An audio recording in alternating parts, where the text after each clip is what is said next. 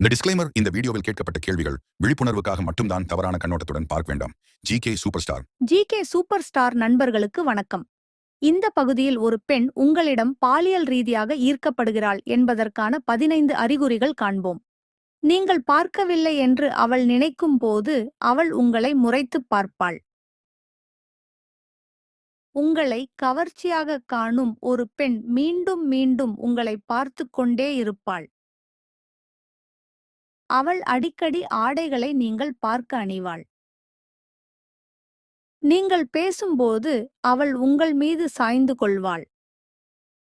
அவள் அவ்வப்போது அவள் உதட்டை கடிப்பாள். அவள் தலைமுடியை கோதிக்கொண்டே இருப்பாள். அவள் உன்னை தொட வாய்ப்புகளைத் தேடுவாள்.